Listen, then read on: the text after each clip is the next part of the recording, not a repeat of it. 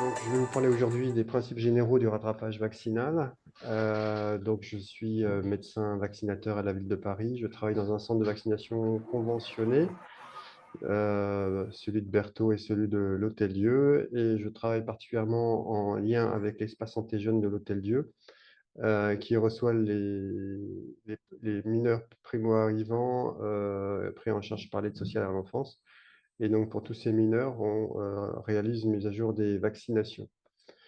Avant de commencer dans le vif du sujet, je voulais bien différencier les vaccinations qui s'inscrivent dans le cadre d'une politique de santé publique et qui rentrent dans le cadre d'un rattrapage.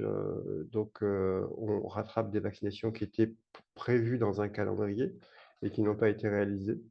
Euh, pour le, pour ce qui nous concerne, c'est présent dans le calendrier des vaccinations. Elles sont, dans ce cadre-là, prises en charge par l'assurance maladie. On différencie ces vaccinations des vaccinations qui relèvent d'indications individuelles au cas par cas, qui ne sont pas toujours présentes dans le calendrier vaccinal et qui ne sont pas toujours prises en charge par l'assurance maladie. Alors pour illustrer mes propos, je vous donne deux exemples. Celui de la vaccination fièvre jaune. Elle est présente dans le calendrier vaccinal, elle est recommandée pour les résidents guyanais. Et donc, ça rentre dans des recommandations. Par contre, elle n'est pas présente dans le calendrier vaccinal pour les voyageurs. Dans le cadre des voyages, donc, elle répond à une demande du règlement sanitaire international. Pour la vaccination hépatite A et hépatite B, elles sont elles aussi dans un cas présentes dans le calendrier vaccinal pour certaines catégories d'usagers, donc pour les adolescents, les jeunes jusqu'à l'adolescence.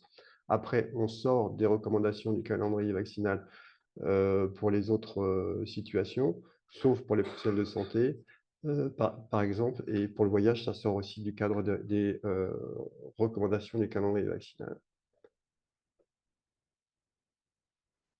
Un rattrapage consiste à réaliser un vaccin qui aurait dû être administré antérieurement, un vaccin obligatoire par exemple, ou un vaccin recommandé, et qui est toujours conseillé. Par exemple, pour l'hémophilus, on ne va pas faire de rattrapage si la personne a plus de 5 ans, puisque ça n'est plus recommandé après 5 ans. On va faire un rattrapage dans les premières années de la vie. Pour la rappel diphtérie, tétanos, polio, le rattrapage, en fait, il est valable toute la vie puisque c'est un vaccin qui est recommandé tout au long de sa vie. Donc, c'est le seul vaccin en fait, qui est recommandé tout au long de sa vie avec des rappels réguliers. Pour la méningite ACYW, c'est un exemple intéressant puisque on a une obligation vaccinale entre 1 et 2 ans. Donc là, le rattrapage, il est obligatoire. Puis entre 2 et 3 ans, il y a un dispositif temporaire, on en avait parlé la semaine dernière, de vaccination. Donc la vaccination pour les enfants qui n'ont pas été vaccinés entre 1 et 2 ans, il y a une vaccination qui est recommandée avec un rattrapage. Entre 4 et 10 ans, alors ça c'est un peu une révolution, il n'y a pas de vaccination méningite qui est recommandée. Alors qu'avant, on avait l'habitude de faire de la méningite C dès qu'on voyait une personne qui n'avait pas été vaccinée contre la méningite C, dès qu'on voyait un enfant non vacciné. À partir de 11 ans, pour un enfant, quels que soient les enfants d'ailleurs, il y a un rattrapage. Alors, je ne sais pas pourquoi ils appellent ça rattrapage, à la limite, parce que c'est recommandé à tous les enfants, quel que soit le nombre de vaccinations, quel que soit le statut vaccinal des vaccins réalisés dans leur enfance. Et après 24 ans, il n'y a pas de rattrapage, alors que quand on regarde l'épidémiologie de la méningite, à partir de 80 ans, il y a à nouveau un pic, de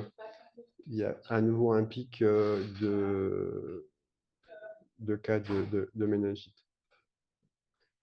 C'est un sujet important puisque le littéralement rattrapage, il est cité 80. J'ai fermé la porte, excusez-moi.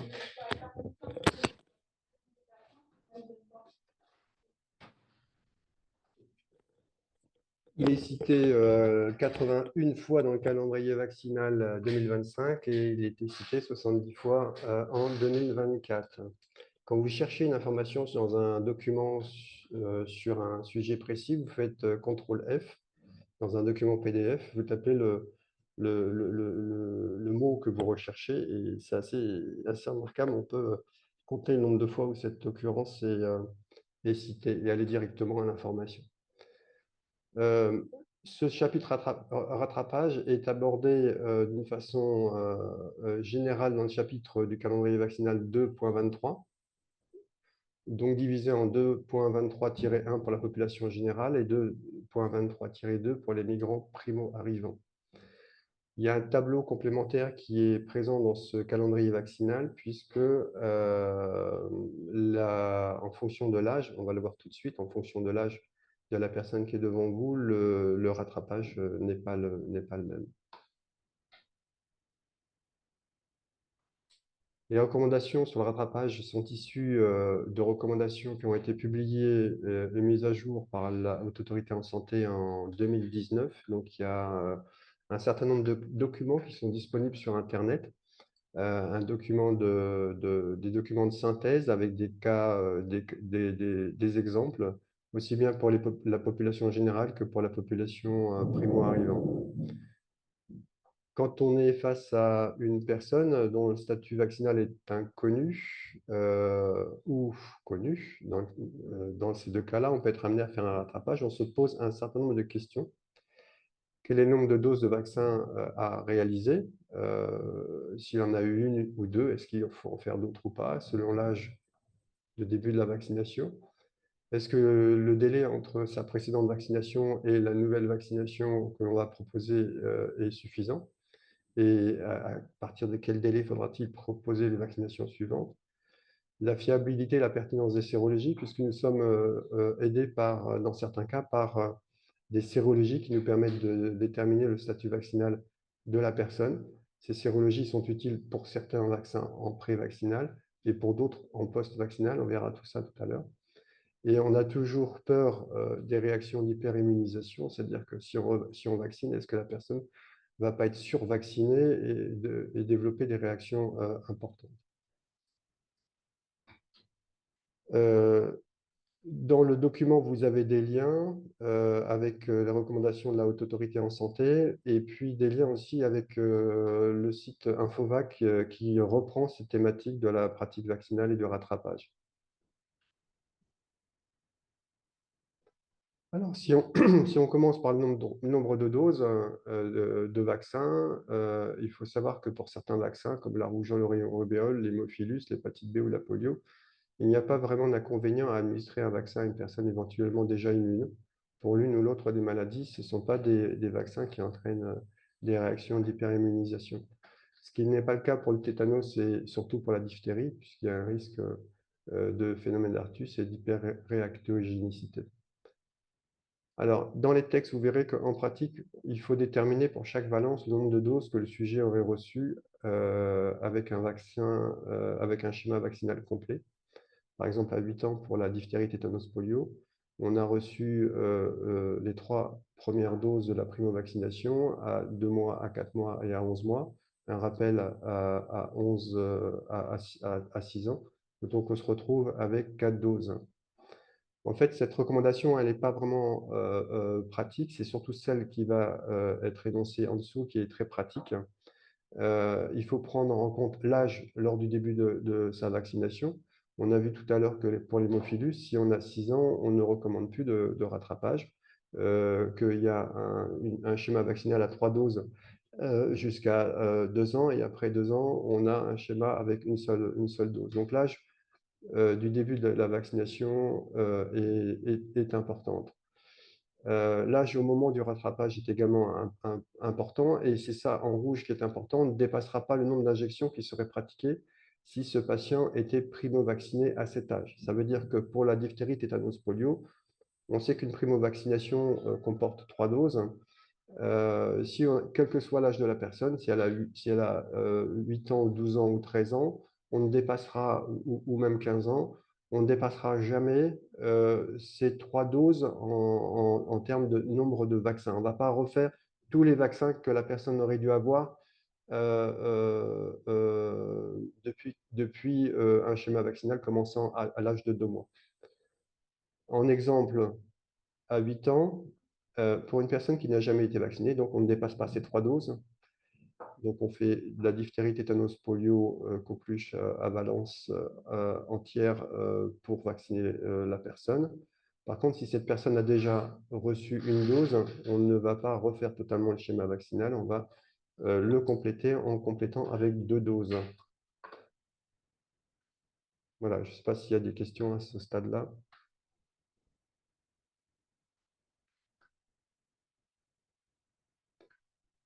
Alors, donc, oui, Excusez-moi. On garde les mêmes. Si on doit, par exemple, on voit un enfant à 8 ans qui n'a eu aucune dose, on garde le même intervalle de primo-vaccination. exactement, tout à fait. Et donc, dans le calendrier vaccinal, dans les fameux tableaux dont je parlais préalablement, il y a ces intervalles qui sont bien mentionnés, hein. Donc, c'est une injection, 2 mois après une deuxième injection, comme chez le nouveau-né finalement. Et puis, 8 à 12 mois après, là, c'est beaucoup plus souple hein, pour le rappel, on a une troisième injection à faire. Vous verrez que, par contre, en fonction de l'âge, parce qu'on ne peut pas tout aborder aujourd'hui, mais euh, euh, la primo-vaccination peut se faire selon l'âge avec des valences entières, grand D et grand T. Mais par contre, les deuxième et troisième injections se font avec des valences Boostrix, Repevax, avec des valences atténuées. Et pour certains, on fait les 3 injections avec des valences entières. Dans Infovac, j'ai repris ce tableau-là, parce qu'il est beaucoup plus synthétique. Je ne pouvais pas vous mettre les tableaux du calendrier vaccinal, mais les tableaux du calendrier vaccinal sont vraiment très bien faits. Et donc, si vous avez un doute, en fonction de la personne qui est en face de vous, vous allez regarder en fonction de l'âge les vaccins qui sont recommandés et les délais entre les différents vaccins. Donc, de façon très, très intuitive, hein, quand un enfant est entre 2 mois et 1 an, on doit lui faire ces fameuses 3 doses. On ne dépasse jamais la primo-vaccination. Donc, 3 doses de diphtérie, tétanos, polio, coqueluche. Il a 3 doses pour le vaccin contre l'hémophilus et il a 3 doses pour le vaccin contre l'hépatite B. Entre 1 an et 5 ans, on se retrouve, je me suis trompé tout à l'heure, j'ai dit 2 ans. Pour l'hémophilus, on ne se retrouve plus qu'avec une dose. Diphtérie, tétanos, polio, on fait toujours la primo-vaccination à 3 doses. Et pour l'hépatite B, on fait toujours une primo-vaccination à 3 doses. Entre 6 et 10 ans, ça ne change pas. Entre 11 et 15 ans, ça ne change pas. Ça ne change jamais, en fait, pour la diphtérie, tétanos, polio. Il faut toujours faire une primo-vaccination à 3 doses. Par contre, ça change pour l'hépatite B, puisqu'on est dans un protocole adolescent. Il y a un décalage hein, qui s'est fait au niveau du tableau. On est un protocole adolescent, donc on passe à 2 doses. Mais sinon, on peut très bien faire aussi 3 doses avec de l'Angérix B10 et sinon 2 doses avec du B20. Voilà, puis à 16 ans, et comme chez l'adulte, en fonction des situations, on se retrouve de toute façon toujours à faire une primo-vaccination à 3 doses pour la diphtérie, tétanos, polio. Et l'hépatite B, pour ces 2 vaccins, on a des sérologies qui vont venir nous aider hein, dans la détermination du nombre de doses. On le verra tout à l'heure. Alors, en concernant les intervalles entre les vaccins, pour les vaccins contenant la diphtérie, tétanos, polio, la coqueluche, l'hémophilus, l'hépatite B, le pneumocoque, le Bexsero, d'une façon générale, on essaie toujours de respecter un minimum de 2 mois d'intervalle. C'est même, à la limite, ça peut être 3, mais c'est surtout, il faut un minimum à respecter, qui peut être descendu à 6 semaines pour entre les 2 premières doses. Si l'écart entre les doses est inférieure, on se retrouve dans des schémas vaccinaux que par exemple pour l'hépatite B, qu'on utilisait avant avec 3 doses et un rappel 1 an après. On l'utilisait aussi pour la diphtérie, tétanos, polio. Donc, c'est intéressant quand on voit un carnet de vaccination de mesurer le délai. C'est pas intéressant, c'est même important de mesurer le délai entre les différentes doses pour savoir si finalement, la personne qui est en face de vous a été correctement vaccinée. Si on se réfère au nombre de doses, par exemple, on voit un carnet de vaccination, 3 doses de vaccination hépatite B, on se dit, bon, il a eu ces 3 doses, il est vacciné. En fait, non. Si c'est un enfant qui avait été vacciné avec un délai de 1 mois entre les différentes doses, il lui faut un rappel et il n'est pas suffisamment protégé sans ce rappel-là, en tout cas durablement. Pour les vaccins monovalents hépatite B et HPV, un délai d'1 mois est toléré. Ce qui veut dire que pour le HPV, par exemple, on nous dit idéalement d'avoir ces fameux 2 mois entre la première et la deuxième dose, mais si jamais c'est un petit peu raccourci avec un délai d'1 mois, c'est acceptable. On n'est pas obligé de ne pas... On tient compte de la vaccination. Pour la rougeole et la varicelle, sur le plan sémantique, c'est un peu différent puisque ce n'est pas des rappels, c'est des rattrapages en fait. Donc, pour être considérée comme une dose de rappel, celle-ci doit être administrée au moins 5 à 6 mois, pour le rappel, 5 à 6 mois après la dernière dose de primo-vaccination, même si c'est 8, 9, 10 ou 12 mois, peu importe, il faut ce minimum de 5 à 6 mois. Donc là aussi, il faut être vigilant sur l'analyse des carnets de vaccination. On regarde quel est le délai entre la deuxième et la troisième dose, et si elle est inférieure à 5 mois, et ben on rebascule dans un protocole de vaccination à 4 doses, non pas à 3 doses. Donc, c'est ce qui est marqué en fin de slide. Il ne sera pas tenu compte des doses administrées dans un intervalle trop rapproché d'une dose précédente. Est-ce qu'il y a des questions?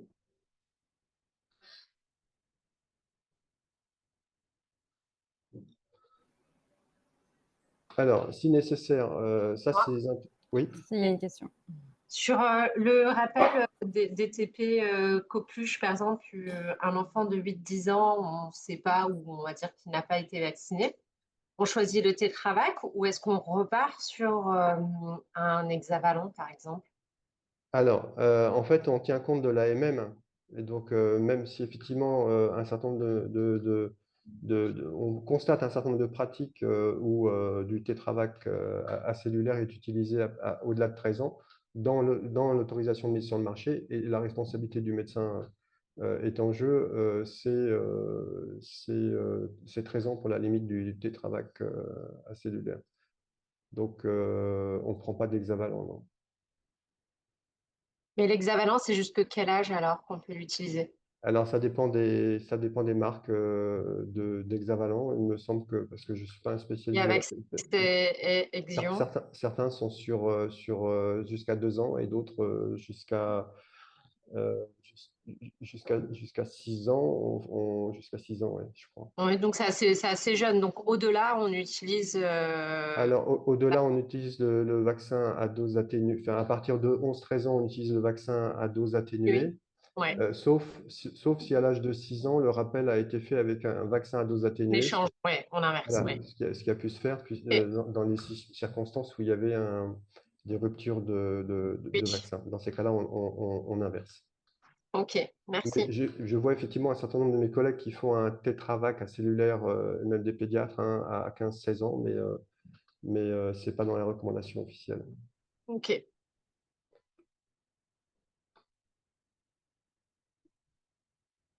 Alors, concernant les délais entre des vaccins de nature différente, on peut très bien enchaîner les séances de vaccination en les espaçant de 1 à 2 semaines. On le fait beaucoup en session de vaccination voyage. Les gens viennent, on leur fait une première dose, par exemple, d'encéphalite japonaise ou de rage, et la semaine suivante, on leur refait une autre dose d'encéphalite japonaise et de rage, et on en profite pour faire des vaccins qu'on n'avait pas eu le temps de faire lors de la première consultation. Donc, on peut enchaîner les vaccinations différentes, bien sûr. Ce n'est pas deux tétanos ou 2 hépatites B, c'est des vaccins différents. Il ne sera pas tenu compte donc, des doses administrées à un intervalle trop rapproché, ça on l'a déjà vu. À l'inverse, si certaines doses ont été administrées à un intervalle trop long, les doses administrées sont quand même prises en compte, on en a parlé tout à l'heure, et seules les doses manquantes pour compléter un schéma de primo-vaccination et le premier rappel seront administrés. Alors, je vous ai pris des exemples pour le Gardasil. Si on fait une première dose de Gardasil le 1er septembre 2023 à 15 ans, la personne a une deuxième dose en novembre 2023. Donc, on est bien à 2 mois, septembre, octobre, novembre. Si elle vient en consultation en juin 2025, on est bien au-delà des 4 mois. On fait une dose de rappel. Pour l'hépatite B, si la personne a eu une dose de vaccin en septembre 2023 à 25 ans, par exemple, elle vient en consultation le 1er septembre 2024, c'est-à-dire un an après. La question est posée, est-ce qu'on fait juste une dose? Est-ce qu'on fait une dose? Est-ce qu'on reprend la vaccination? Et si c'est une dose, est-ce que c'est la première? Donc, du coup, la première ou la deuxième dose? Alors, la réponse est dans la slide suivante. Donc, en fait, on comptabilise la première dose qui a été faite en septembre 2023. Donc, on fait une deuxième dose en septembre 2024. On peut éventuellement différer cette deuxième dose si on estime que cette personne a pris un risque et qu'il faudrait préalablement à la vaccination vérifier qu'elle ne s'est pas contaminée entre-temps. Le rappel, le délai du rappel, c'est le délai à partir de la deuxième dose. Donc, on sait que pour une hépatite B, il y a un rappel à 5 mois minimum. Donc, ce n'est pas à partir du mois de septembre 2023, les 5 mois, hein, c'est à partir du mois de septembre 2024, à partir de la deuxième dose. La personne vient en consultation en juin 2024, donc on est à plus de 5 mois, donc il n'y a pas de problème, on lui fait sa dose de rappel. Voilà, je vous ai mis aussi l'exemple d'un protocole commencé avec du B10. Et donc, si l'enfant revient qu'il a dépassé l'âge des 15 ans, on poursuit avec du B20. Et il est 13h44, docteur Wu, parce que vous m'avez Oui. demandé de vous donner l'heure. Voilà. Merci. Alors, on rentre dans une pratique qui est vraiment très intéressante, c'est les sérologies.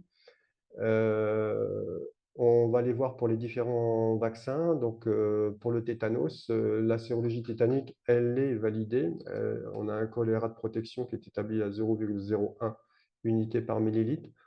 Elle est intéressante, cette sérologie, pour évaluer le statut vaccinal antérieur d'une personne, mais en post-vaccination. Les références données par les laboratoires, c'est la conduite à tenir après, lorsqu'on fait une sérologie après une dose de vaccination. Donc, en pratique, on se retrouve devant une personne dont le nombre de doses de vaccin diphtérie, tétanos, polio n'est pas connu. Et on se dit, est-ce que je lui fais juste un rappel ou vraiment cette personne n'a probablement pas eu suffisamment de doses de vaccin et un seul rappel n'est pas suffisant. Et c'est à ce moment-là que la sérologie est intéressante. Alors, quand on regarde la cinétique des anticorps pour le tétanos, je trouve cette image très intéressante. Donc, à l'issue d'une première dose, on reste dans la zone bleue inférieur à 0, au corrélat de 0,01. Et donc, la personne n'est absolument pas protégée à l'issue d'une première dose. Ce type de raisonnement est valable aussi pour d'autres vaccins. À l'issue de la deuxième dose, ici on voit la deuxième dose qui s'est faite au moins à 4 semaines de la première dose. On a une réaction qui est plus forte, mais qui va durer moins de 1 an. On voit que la dose, à partir d'un délai d'1 an, repasse dans la zone bleue. Et donc, il faut vraiment une troisième dose qui est ici, c'est le rappel de la primo-vaccination, pour que la protection dure suffisamment longtemps. Et on voit qu'elle est maximum, donc cette protection au moment du rappel, et cette protection va perdurer jusqu'à peu près 5 ans. Donc, chez l'enfant, à l'âge de 6 ans, on fait cette fameuse dose de rappel qui va permettre de relancer, booster l'immunité sur une période qui va être d'une dizaine d'années et ensuite avec un rappel sur une période d'une vingtaine d'années. Donc, l'immunité peut persister approximativement 10 ans après la 4e dose de vaccin et au moins 20 ans après la 5e dose.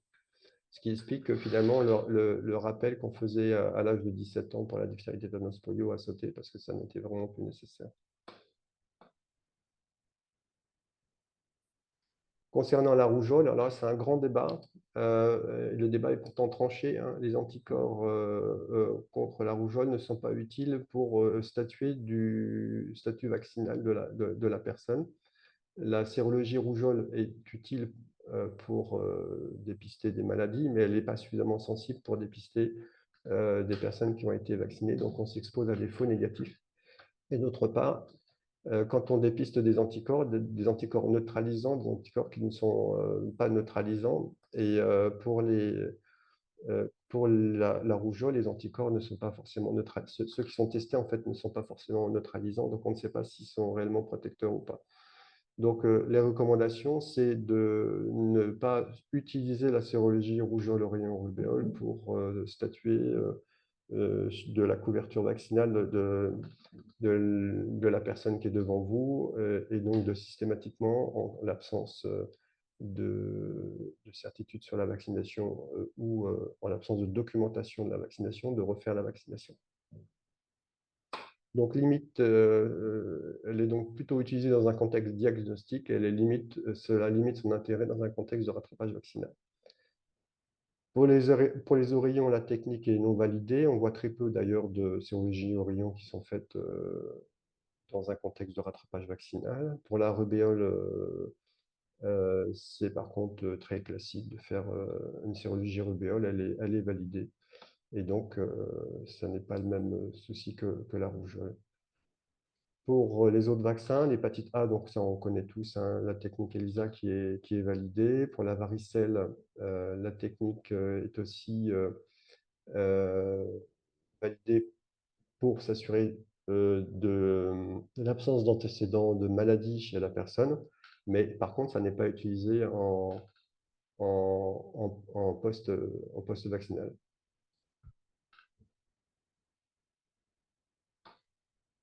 En prévaccinal, de mémoire, pour mémoire, pour la varicelle, c'est recommandé chez les femmes enceintes en contact avec une personne atteinte de varicelle. Pour les candidats, bien sûr, à la vaccination, on vient de parler, et avant tout traitement immunosuppresseur, comme pour la fièvre jaune, par exemple, aussi.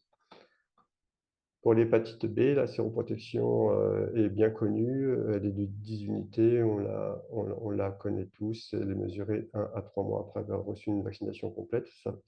Il faut savoir que si on fait une sérologie hépatite B immédiatement après une dose de vaccin, on peut se retrouver avec un résultat d'antigène HBS positif dans les résultats du laboratoire, dû en fait à la vaccination.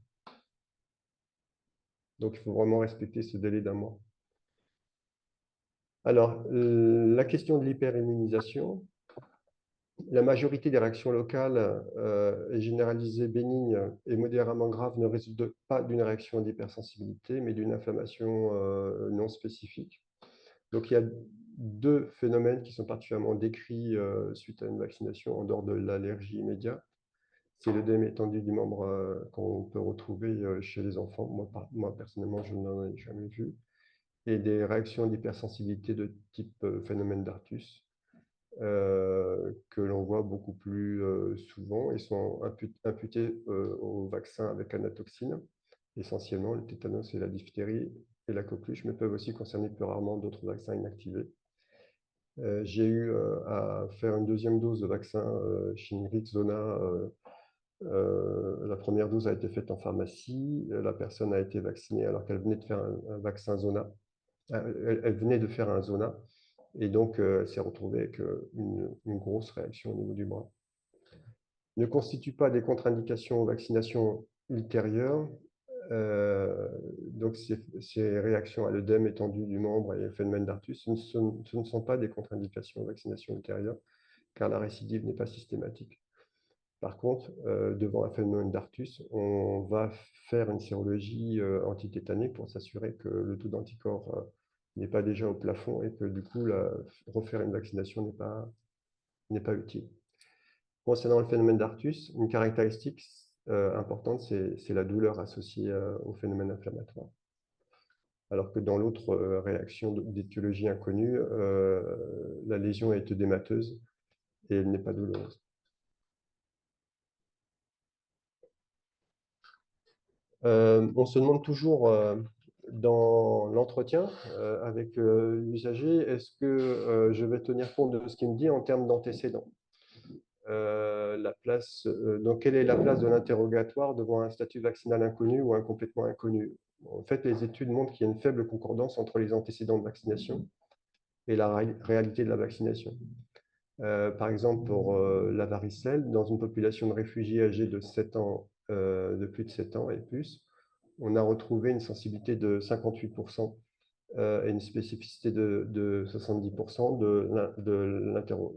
du questionnaire. Ce qui veut dire que sur 100 personnes interrogées qui disaient qu'ils avaient eu la varicelle, il y en avait 58 qui avaient vraiment eu la varicelle, et donc 42 qui ne l'avaient pas eu. Et en termes de spécificité, sur 100 personnes qui disaient ne pas avoir eu la varicelle, il y avait effectivement 71 personnes qui ne l'avaient pas eu, mais il y en avait quand même 29 qui l'avaient eu. Concernant le tétanos, on a un outil qui est donc la sérologie. On avait 11 patients sur 53 patients qui attestaient attestant d'un antécédent vaccinal présentait quand même un titre d'anticorps très faible et insuffisant, un mois après avoir reçu une dose de rappel. Et 47 sur 60 qui attestant d'une non-vaccination, en fait, se retrouvaient vaccinés. On a notre propre expérience ici à l'Hôtel-Dieu, puisqu'on fait systématiquement, devant tout statut vaccinal inconnu chez les primo-arrivants, une sérologie antitétanique un mois donc après le rappel, et on se retrouve avec 21% des personnes qui en fait ne sont pas suffisamment protégées. Donc pour ces personnes-là, on le verra après, il faut soit faire une dose complémentaire 6 mois après pour renforcer, booster l'immunité, soit totalement recommencer, totalement faire une primo-vaccination parce que le taux d'anticorps est inférieur à 0,01. Et donc, on a, malgré une dose de vaccin, aucune réaction à la sérologie. Est-ce qu'il y a des questions?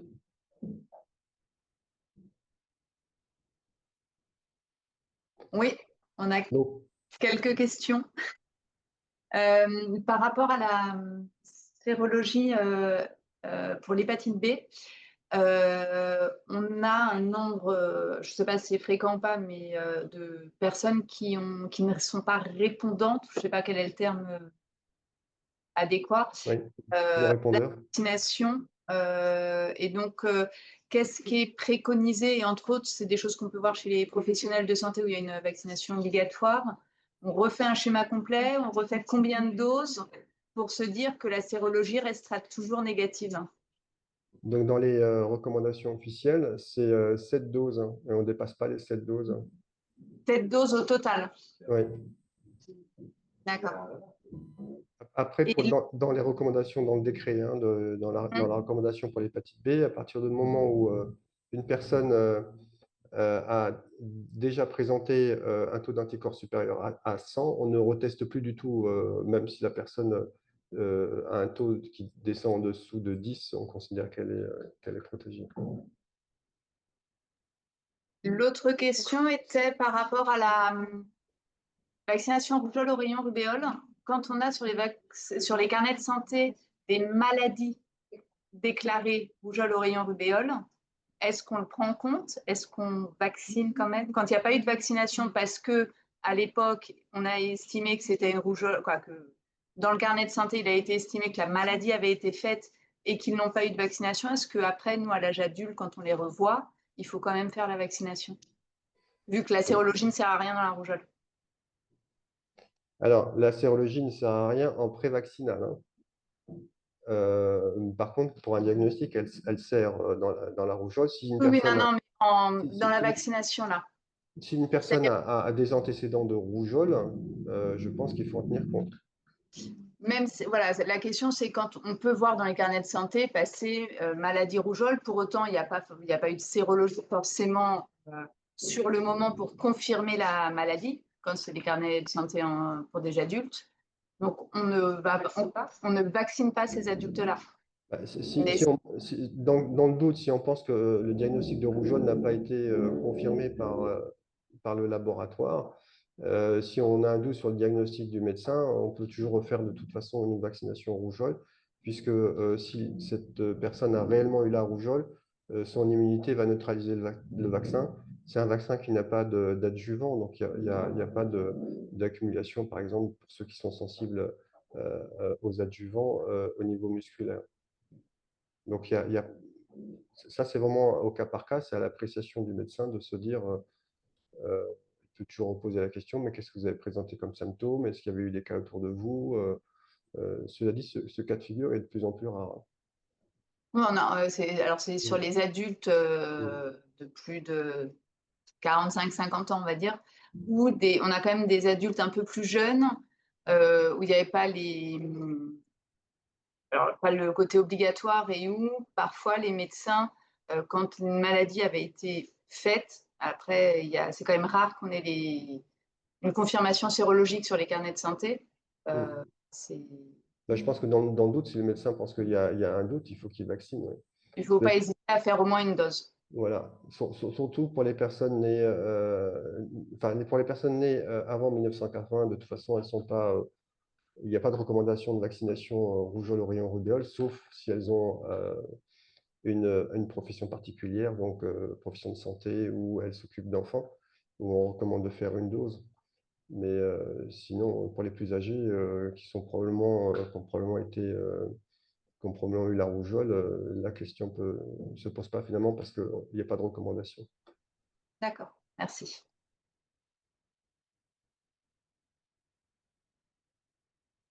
Alors ça, c'est des recommandations qui sont présentes dans le document de l'HAS, hein. Je n'ai fait que les reprendre. Privilégier l'utilisation de vaccins combinés dans le respect de leur limite d'âge. Donc, on répond à la question précédente fixée par l'AMM, par exemple, hexavalent et Inforex Quinta non indiqué après 3 ans. Pas de tétravac cellulaire après 13 ans. Possibilité de réaliser jusqu'à 4 injections. Il n'y a pas de contre-indication. Ça a été rappelé lorsqu'il y a eu l'épidémie Covid, hein, ce type d'information. C'est la tolérance de la personne qui fait que l'on va injecter plus ou moins de vaccins. On essaie juste de conserver un espace de 2,5 cm entre les différents sites d'injection. On privilégie le deltoïde chez les grands enfants et les adultes, la face antérolatérale de la cuisse chez le nourrisson. Pas d'injection dans la fesse. Après une vaccination par le BCG, on ne vaccine pas pendant 3 mois sur le même membre. Il n'est pas dangereux d'administrer des vaccins à une personne éventuellement déjà immune vis-à-vis de cette maladie, et donc un rattrapage vaccinal est indiqué en cas de statut inconnu. Il y a quand même des bémols à ce paragraphe, puisque je vous ai dit tout à l'heure qu'une personne qui a eu des antécédents récents de vaccination par l'ancien vaccin Zostavax ou qui a eu un Zona depuis moins d'1 an, on ne va pas le revacciner, on va attendre 1 an avant la revaccination.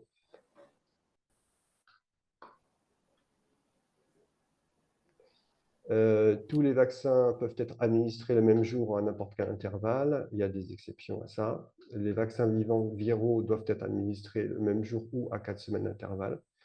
Et ça change régulièrement, mais actuellement, pour la vaccination fièvre jaune, mais vous n'êtes pas trop concerné, on essaye de ne pas faire la vaccination fièvre jaune et rougeole le même jour. On attend réellement 4 semaines entre les deux vaccins pour éviter que les deux vaccins rentrent en compétition et que l'un se développe aux dépens de l'autre. Quand survient un œdème étendu du membre ou un phénomène de type Arctus, il convient d'interrompre la vaccination et de faire un dosage des anticorps antitétaniques. Et bien sûr, s'ils sont supérieurs à la norme, à 0,1, on ne fait pas la vaccination. Si on a une infection mineure ou une fièvre de faible intensité, on ne retarde pas le rattrapage vaccinal et l'existence d'une maladie fébrile ou d'une infection aiguë. Donc tout ça, vous le savez, hein, c'est aussi en page 2 du calendrier vaccinal. Ben, c'est ce qui est rappelé régulièrement. Et il reste un quart d'heure. Les contre-indications médicales définitives à la vaccination sont en fait assez rares. C'est des réactions, c'est Guillain-Barré ou des réactions d'hypersensibilité immédiate. Bien sûr, temporairement, la grossesse hein, pour certains vaccins ou certains déficits immunitaires. Le rattrapage vaccinal doit respecter les obligations vaccinales en vigueur et assurer la réalisation des vaccinations exigibles. Alors ça, c'est l'HAS, hein, ou le maintien en collectivité. Établir un programme de rattrapage. Alors, parfois, on se retrouve devant un certain nombre de vaccins à réaliser, donc on va plutôt privilégier les maladies infectieuses invasives en premier, comme la méningite, le pneumocoque, l'hémophilus. Si l'enfant a 11 ans et qu'on doit faire un rattrapage, on ne va pas le mettre en priorité. Mais parfois, c'est plus simple de vacciner en premier, ça c'est l'aspect pratique, de vacciner en premier un vaccin qui se fait en plusieurs doses parce qu'on commence déjà le protocole vaccinal et on arrive toujours à insérer dans le protocole vaccinal d'un vaccin en plusieurs doses un vaccin qui se fait qu'en une seule dose. Par exemple, le Nimenrix, la méningite ACYW, c'est parfois plus simple de le faire en deuxième consultation. Alors, les sérologies recommandées, l'hépatite B est recommandée en pré-vaccinal, bien sûr aussi en post-vaccinal, pour les anticorps anti-HBS. Les anticorps antitétaniques, donc c'est vraiment important, c'est vraiment en post-vaccinal que c'est recommandé. Alors, si on a des dosages assez importants en pré-vaccinal, on peut se dire, bon, bah, on peut différer encore le rappel dans 5 ans. Mais si on se retrouve avec un taux inférieur à 1, bah, on ne sait pas trop quoi faire en fait. Donc, c'est vraiment la conduite à tenir, c'est vraiment en post-vaccinal. On est inférieur à 0,1, on est entre 0, on est inférieur à 0,1, c'est ça. On est entre 0,1 et 0,5, on est supérieur à 0,5. On va les revoir, je crois que c'est 0,5 ou 1. Sérologie recommandée en pré-vaccinal en cas de conditions particulières, l'hépatite A, donc pour des personnes qui ont un certain âge, qui veulent partir à l'étranger et on a un doute sur des antécédents de vaccination hépatite A. Pour la varicelle aussi, on l'a vu, non recommandé, rougeole, ourillon, rubéole, diphtérie, tétanos en pré-vaccinal. Donc ça, c'est les tableaux qui ont été élaborés par l'HAS, qui sont, je trouve, très bien. Moi, je m'y réfère assez régulièrement. Je vous invite à les regarder. On retrouve aussi ces différents cas de figure dans les résultats du laboratoire. Ce qu'il faut retenir, c'est que si on a un résultat d'anticorps anti-HB supérieur à 100 isolé positif, quels que soient les antécédents, on considère que l'immunité vaccinale est acquise à long terme, c'est ce dont on parlait tout à l'heure, et qu'il n'y a pas d'indication vaccinale. Entre 10 et 99, donc inférieur à 100 mais supérieur à 10, on considère qu'il y a une immunité post-vaccinale, mais est-ce qu'elle va être durable ou pas? Ça dépend un peu des antécédents. Si la personne a des vaccins qui ne sont pas totalement documentés, on fait une dose supplémentaire. Et inférieur à 10, on va considérer que soit la personne a eu un nombre de doses insuffisante, soit que la personne n'est totalement pas vaccinée. Dans le doute, on peut faire une injection et on reteste un mois après la sérologie. Si on voit qu'il y a une forte réaction booster, ça veut dire que la personne était réellement vaccinée et s'il n'y en a pas, on poursuit la vaccination.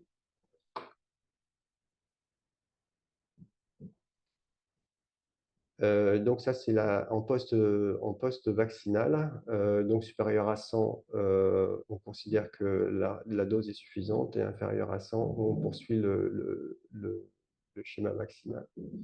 Pour le tétanos, donc les normes, c'est entre moins de 0,1, entre 0,1 et 1 et supérieur à 1, en fonction de cette dose en post-vaccinal, hein, c'est important.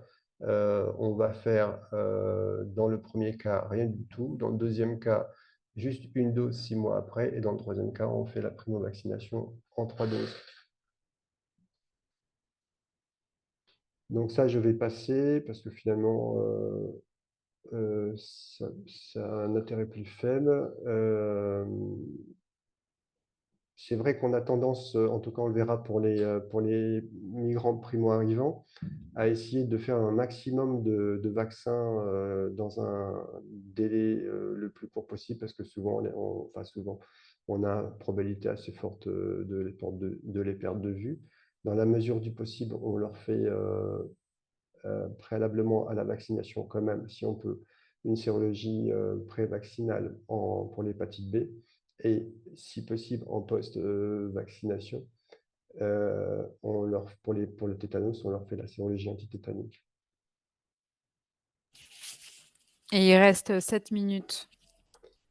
Donc, traçabilité du rattrapage, donc ça, il est fondamental de mettre sur un carnet de vaccination le numéro de l'eau, le nom de la personne qui a vacciné, la date de la vaccination.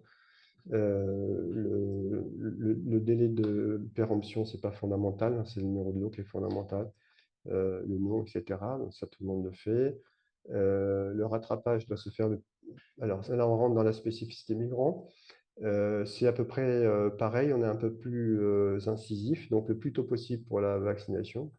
Alors, après l'entrée sur le territoire, délai optimal de 4 mois après l'arrivée.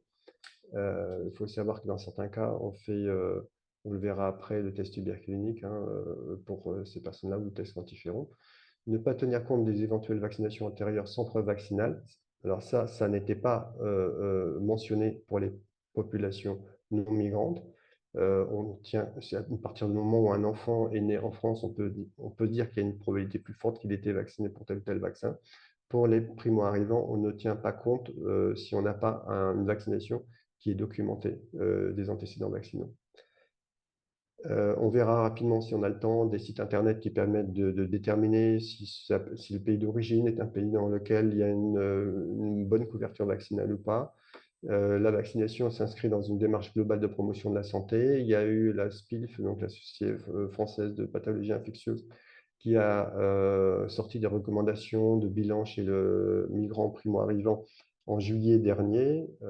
Donc la vaccination y est recommandée, en plus d'un certain nombre de tests et d'examens cliniques.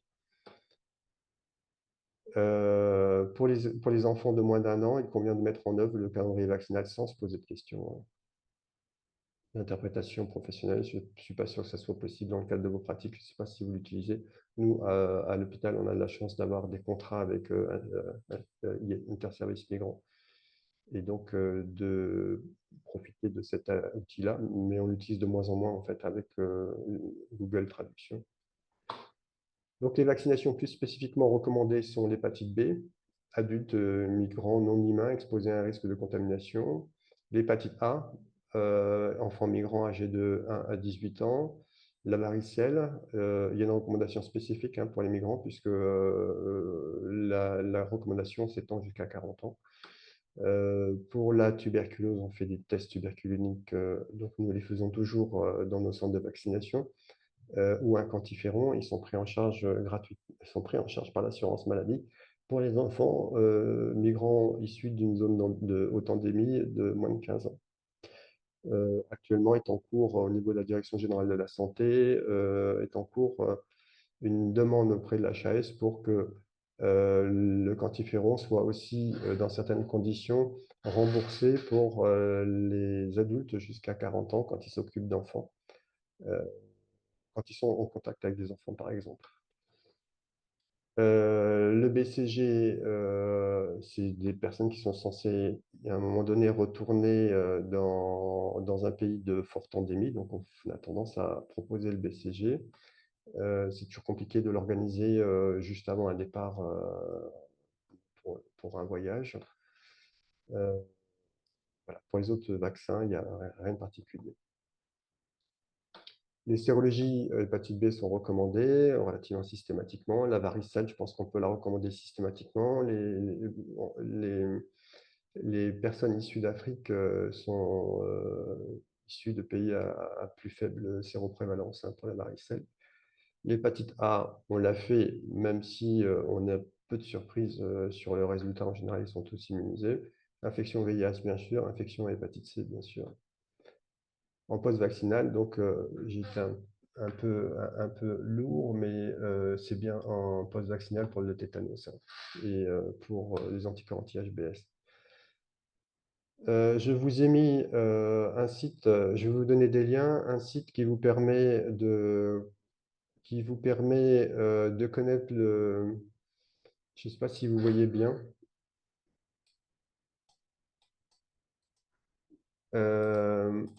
En fonction de l'origine géographique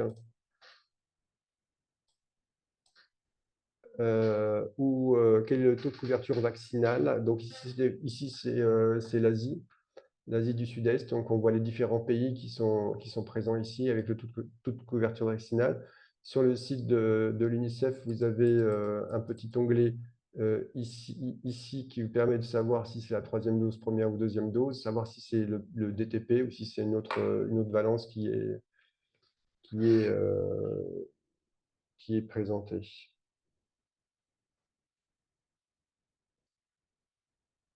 Donc, par exemple, ici, pour l'Asie du Sud-Est, vous avez la couverture vaccinale par type de valence. Ici, vous avez le BCG, la première dose diphtérie, tétanos, polio. Voilà. Si vous voulez vous perfectionner dans la connaissance du statut vaccinal des personnes primo-arrivantes, vous avez cet outil-là qui est à disposition. Vous avez le choix de la valence, comparaison par région pour la valence choisie. Le pourcentage d'enfants non vaccinés par région pour la valence choisie. Voilà, on arrive au terme de la présentation. Vous avez ces liens, hein, vous avez des raccourcis, vous cliquez sur la touche contrôle et sur le lien et vous avez ce que je vais vous montrer qui s'affiche à l'écran.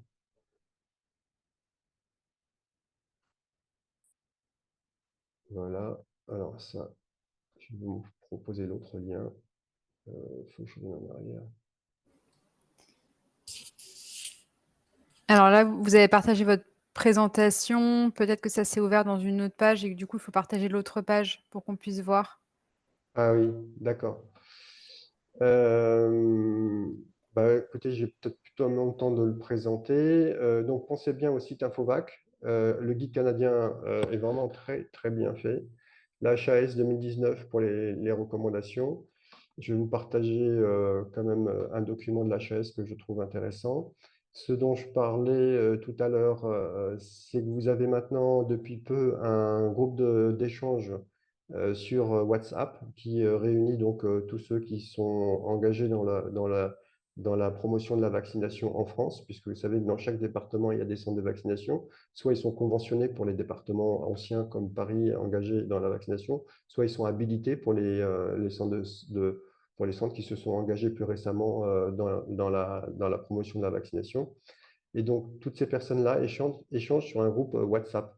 Et donc, vous posez votre question et à un moment donné, il y a une personne qui va vous répondre. Donc, ça peut être aussi bien un infectiologue qu'une personne de Santé publique France, qu'un collègue qui s'est déjà posé la question et qui a eu une réponse. Vous pouvez aussi spécifiquement poser la question, par exemple, sur le rattrapage BX0, puisque les recommandations sont effectivement peu précises. Vous pouvez poser la question. Il y a un groupe d'experts Infovac. Ils éditent chaque mois, d'ailleurs, un document d'actualité. Et vous pouvez leur poser la question, ils vous répondront. Ils sont formidables et extrêmement compétents pour répondre à vos questions. Alors, pour juste vous présenter les documents de l'HAS, rattrapage migrant. Donc là, vous ne le voyez pas, hein, je vais faire partager. Et pour le moment, on ne voit pas. Là, vous voyez. Donc, vous avez des fiches de synthèse pour les migrants et pour la population générale. Donc, c'est des fiches 4 pages, rattrapage vaccinal chez les primo-arrivants, avec les principes généraux du rattrapage que je vous ai énoncés. Voilà. La conduite à tenir lors du rattrapage, on ne va pas bien avec ça. déterminés pour chaque valence, etc. Ça, Le c'est pas tableau que je ouvert. vous ai montré. Ça, Là, ça, c'est pas, les là, c'est pas, documents, ils se sont là, pas vous voyez. ouverts. Non.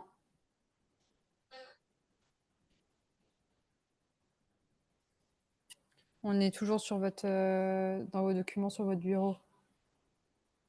Ah oui, parce que je n'ai pas fait de double clic peut-être. Là, c'est ouvert. Voilà. Oui, là, c'est bon. Donc, je reprends ce document. Donc, il y a le même pour la population générale. Principes généraux du rattrapage, c'est de là que j'ai récupéré une partie des informations. Conduite à tenir lors du rattrapage. Il y a le tableau que je vous ai présenté sur l'interprétation de la sérologie hépatite B en pré-vaccinal, l'interprétation de la vaccination hépatite B en post-vaccinal, l'interprétation de la sérologie tétanos, je n'ose pas vous le dire, en post-vaccinal, les modalités du rattrapage, avec la possibilité, si on peut, de faire ces sérologies, sinon d'utiliser le TROD, mais je ne pense pas que vous l'utilisiez dans le cabinet, je ne sais pas. Voilà, donc ça, c'est vraiment très bien fait.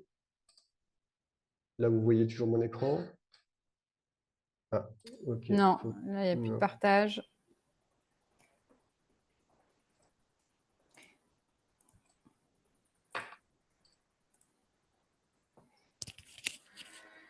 J'en profite pour poser une question qui avait été posée par un médecin généraliste qui ne pouvait pas être présent aujourd'hui et qui demandait rattrapage du Bexsero, recommandation pas claire.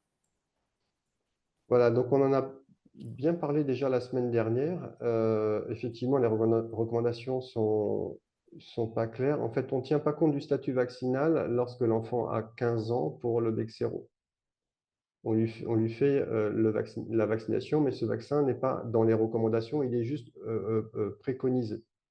Donc, il y a probablement un degré de sensibilité dans les recommandations de santé publique. La raison est simple, c'est que le Bexsero est un vaccin qui protège sur une durée assez courte et elle n'empêche pas le portage. Alors, l'intérêt de la vaccination, c'est de protéger la personne contre une infection invasive à méningocoque, mais c'est aussi d'éviter la dissémination, s'il est porteur sain, du méningocoque dans l'entourage de la personne qui est qui est porteur sain. Donc, on fait une vaccination Bexsero. Nous, on a tendance à la faire relativement systématiquement à partir de 15 ans. On fait une vaccination en 2 doses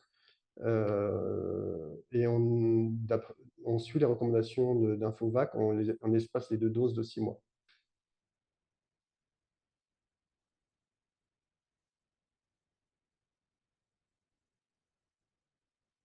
Voilà, je ne sais pas si vous avez d'autres questions.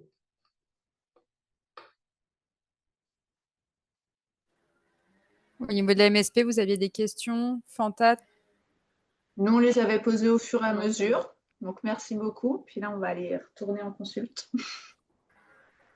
Merci beaucoup de votre attention. Merci beaucoup, docteur. Et Anne-Laure, tu as peut-être déjà récupéré le PowerPoint, comme ça on pourra le mettre et on pourra retourner sur les liens Tout à fait. Ça nous permettra de garder un outil pratique. Voilà, et inscrivez-vous, n'hésitez pas sur le groupe WhatsApp. Ouais, d'accord. Merci Voilà. beaucoup. Bon Merci après-midi. beaucoup. À Bon bientôt sur le après-midi. groupe. Bon après-midi. Au revoir.